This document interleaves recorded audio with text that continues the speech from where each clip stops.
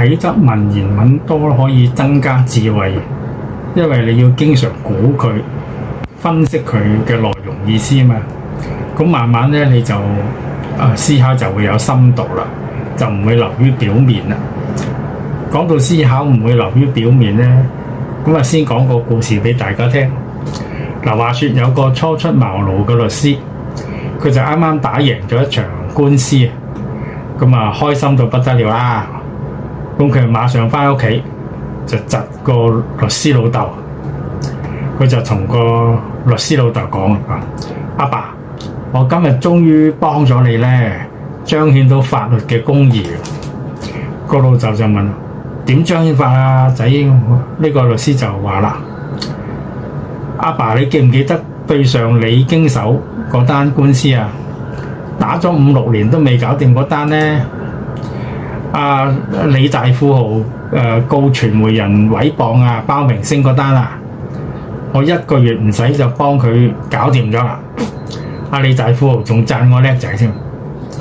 阿爸，我就唔明點解一單咁嘅官司你要打咁耐咧？你嘅法律技巧係咪有啲漏洞㗎？你覺唔覺得你自己已經好落後咧？你需唔需要檢討下咧？咁就起勢咁樣數個老豆。咁個老豆就慢條斯理咁講啦：阿仔，你知唔知我係靠乜嘢供你讀完個法律學院㗎？蠢豬。史記管晏列傳：管仲而吾者，詠上人也。少時，常與鮑叔牙遊。鮑叔知其言。管仲咧就係華夏第一名相做到第一名相，當然好多好出色嘅地方啦。但係我哋喺呢篇裏邊咧，我哋會睇到好多管仲唔學得嘅衰嘢。管仲又叫做管而吾，係詠上人。佢年青時咧就經常同鮑叔牙遊，呢度解交往，遊係解交往呢個字。遊呢個字咧，唔係解去旅行，係結交咁解。有啲同學即刻就話啦：咁咪係咯，咁做朋友先至一齊去旅行噶嘛。咁我就話唔係，遊本身就係解交往，有冇去旅行都係解結交交往。唔係朋友一齊去日本旅行咁唔係。遊呢個字本身就係解結交。咁遊嘅另一個解釋咧，一字多義就係請教學問咁解。例如宋東陽馬生序就話啦：遊患無碩師名人與遊。遊苦於冇學識淵博嘅老師同埋有名望之士咧，嚟到向佢請教學問。咁所以咧，遊呢個字睇身份啦。如果係平輩嘅話咧，就係解結交；如果係老師嘅話咧，就係搞請教學問。呢度話管而吾咧，就少時咧就經常同鮑叔牙結交做朋友嘅。鮑叔知其言，鮑叔就知道佢係好有才能嘅。咁管仲貧困，管仲貧困，常欺鮑叔。鮑叔終善遇之，不以為然。呢度嘅欺呢個欺字咧喺呢度唔係指惡意欺騙，係指佔便宜咁。管仲就窮嘅，就成日都佔鮑叔便宜常欺鮑叔。鮑叔終善遇之，鮑叔咧呢個終係自始至終咁解。例如唐雉不辱使命就咁講，佢話受地於先王，願終守之，不敢逆。佢就話土地咧係先王留俾我哋嘅，希望自始至終都守住佢，唔想交換咁。鮑叔咧就由始至終都好好對待佢，不以為然。不以為然嘅意思即係話咧，既可以解不以為意，唔將件事放喺心上邊，亦都可以解唔攞出嚟講。鮑叔對於管仲呢種佔便宜嘅行為咧，係完全唔放喺心上，冇喺別人面前說佢不是，講佢壞話嘅。然而鮑叔是齊公子小白，管仲是公子糾，及小白自立為桓公。公子糾死，管仲囚焉。咁啊，以而即係隨後啦，因為講故事啊嘛。隨後鮑叔咧就輔助小白，管仲就輔助公子糾。呢度講到呢度咧，要講翻少少歷史背景。齊襄公時期咧，齊國發生內亂，政局不穩。咁啊，小白同公子糾咧都係公子嚟嘅。咁佢哋為咗避禍咧，就要流亡去其他國家啦。咁啊，鮑叔就輔助小白流亡去莒國，管仲咧就輔助公子糾流亡去魯國。及小白自立為桓公，公子糾死，管仲囚焉。咁後來咧，齊襄公死咗啦，齊國嘅內亂就結束咗咯。齊國嘅國位咧就懸空咗。咁呢兩個公子其實都有資格繼位噶嘛。當時嘅情況就係咧，邊個翻到齊國先咧，邊個就繼位。咁啊，呢兩個公子又有得爭咯喎。咁啊，管仲係輔助公子糾噶嘛。咁咧，管仲係出咗名嘅神箭手嚟，佢就騎住匹馬，帶住弓箭去射小白，諗住射死佢咪搞掂啦。佢一箭就射中咗小白，但係咧小白就好好彩啊！古時之人咧個衣襟咧有個好大個鐵鈎，管仲之箭咧就射中咗小白件衫個鐵鈎。咁小白又都好機警喎，佢炸地中箭。佢仲咬損條脷，噴啲嘢出嚟咧，炸死話扮到好似咁啊！呢個小白咧，真係有做動作片天才啊！佢拍動作片一定唔使俾導演鬧，肯定，因為電光火石之間咧，有人一箭射埋嚟，好多人都驚惶失措，唔知點做噶嘛。咁佢唔單止識炸死喎，仲識得咬損條脷噴血扮到好似咁啊！我都拍過動作片啊，其實好難一剔過喎仲要扮到好似冇得 NG 喎，起碼佢要呃到管仲咁呢個唔係平常人可以做得到。咁管仲咧以為射死咗小白，哇搞掂晒咁啊，諗住今次實食啦，唔使趕到翻齊國。但係小白就冇死到噶嘛，咁佢就日夜趕程翻齊國，馬上登位繼位，就係齊桓公啦。齊桓公即位之後咧，佢首先第一件事就係逼魯國殺死公子糾。咁公子糾有個忠臣叫做邵忽，咁邵忽咧就陪公子糾死一自殺，陪佢一齊死。管仲就唔肯死，求饒，咁又被囚禁啦。咁呢個時候咧，齊桓公登位咧，鮑叔咧就推薦管仲俾齊桓公。齊桓公咧最初有啲猶豫嘅，因為管仲曾經攞箭去射佢啊嘛。但係鮑叔咧就極力推薦啦。佢話：呢啲各為其主嘅啫，你任用佢，佢咪一樣對你咁忠心。齊桓公咧就決定任用管仲啦。管仲既用既係以之後咁解。管仲獲得任用之後，就喺齊國執政啦。齊桓公以霸齊桓公咧就憑住管仲嘅輔助而稱霸。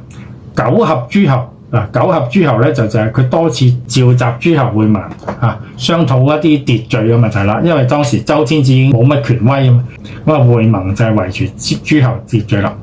一匡天下，一匡天下匡即係糾正咁解。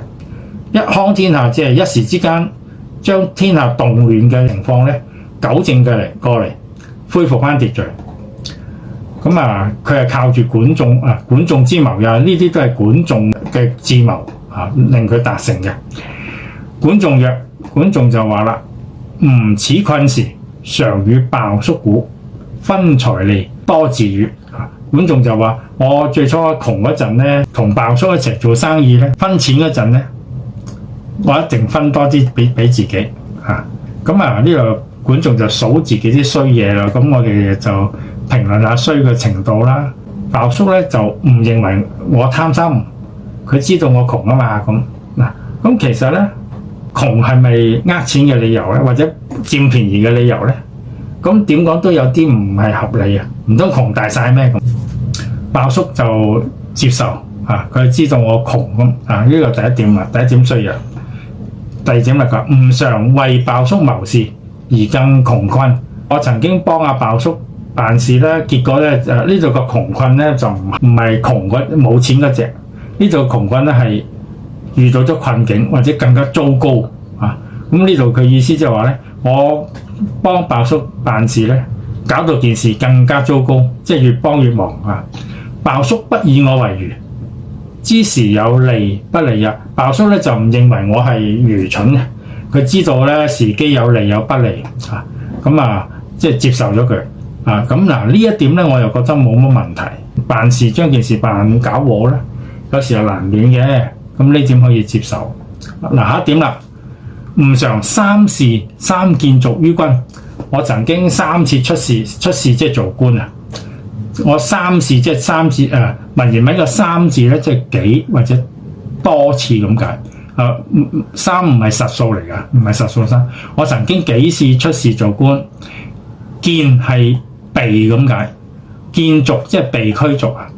我曾經3次出事做官，3次都被國軍驅逐。鮑叔不以我為不肖，知我不遭事啊！鮑叔咧就唔認為我不肖，即係冇才能或者唔長進。鮑叔就唔認為我冇才能唔長進，知我不遭事啊，就係知道我咧唔遇上好嘅時機。咁呢點就有問題。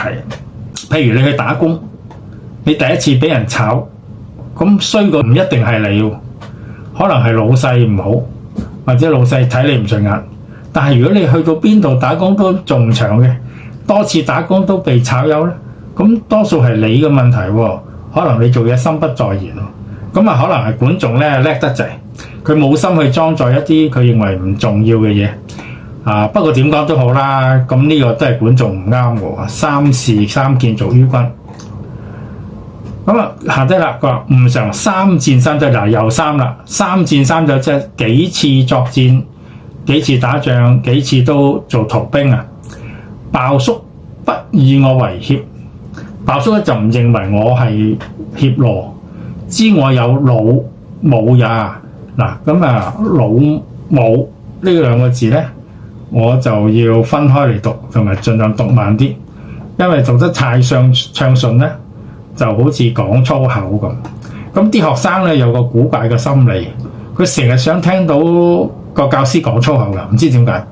咁上下音，佢就當咗就係粗口，佢哋就好開心啦，周圍去唱阿 Sir 講粗口，講唱足1年都得。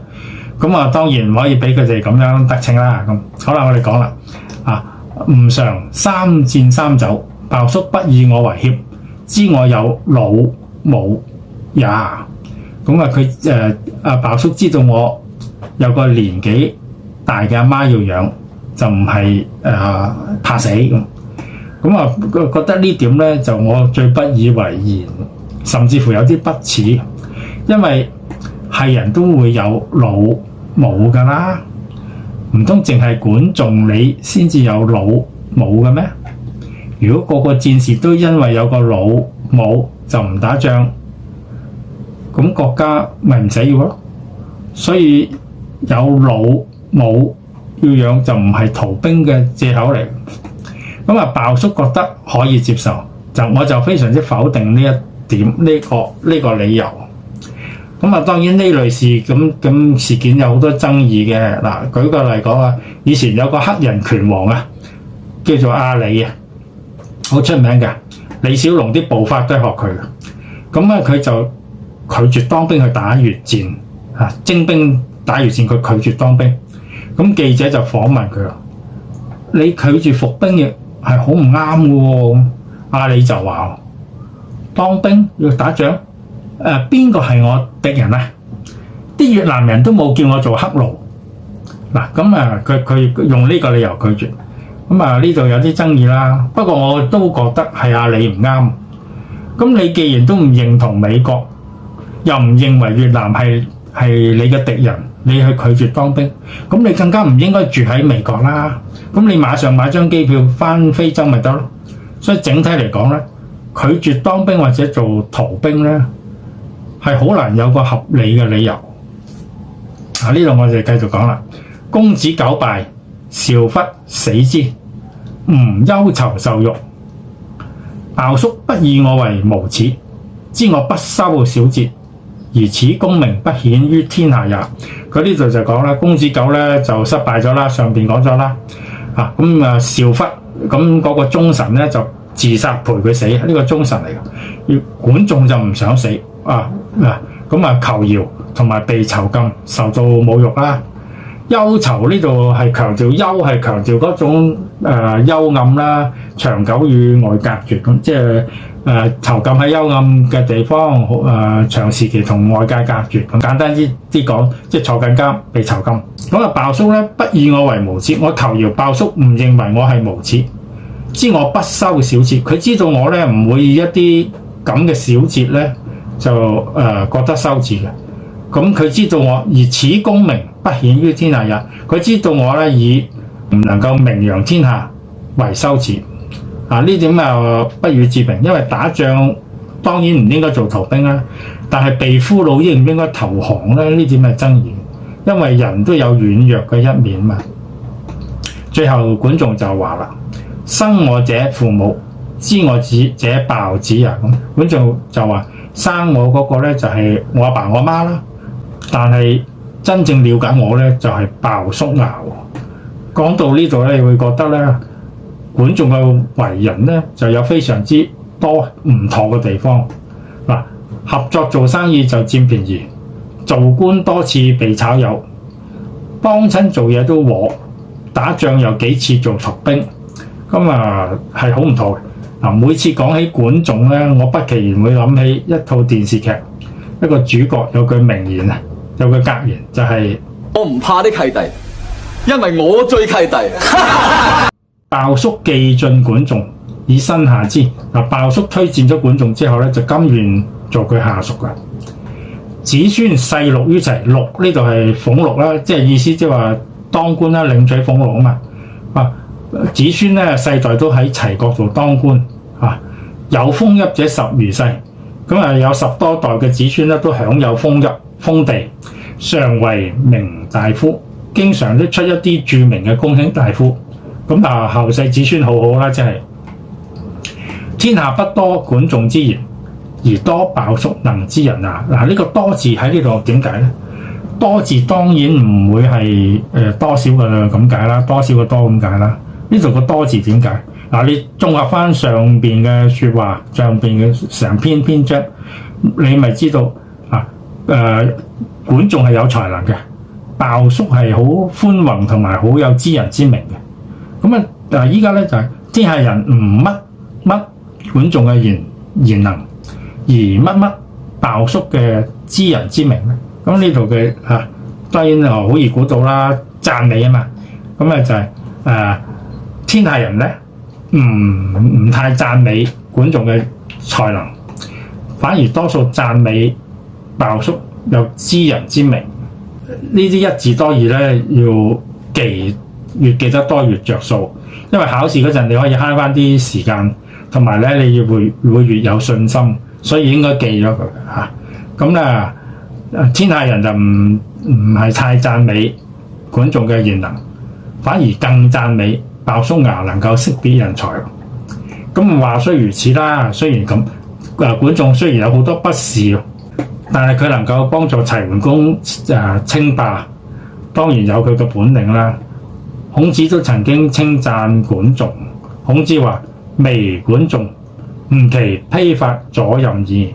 佢意思即係話，如果冇咗管仲輔助齊桓公，吾其披發左任矣，我恐怕都要披打散把發啦，披發左任即係衣襟向左開。我會變咗夷狄，被夷狄所統治啦咁披發左任咧係夷狄嘅服飾左任就係衣襟向左開，係夷狄嘅裝束嚟嘅。點解佢咁講咧？微字點解咧？微字即係假如沒有嘛。咁《岳陽樓記》都有啦，最後佢都話微斯人吾誰與歸嘛。如果冇咗呢個人咧，就點咁。微管仲即係如果冇咗管仲咧，我變咗俾夷狄統治啦。咁其實因為管仲幫助齊桓公稱霸嘅主要口號咧就係尊王攘夷。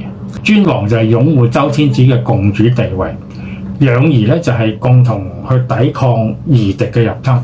咁啊，孔子都強調翻管仲咧喺尊王攘夷、安定天下所作出嘅巨大貢獻嘅。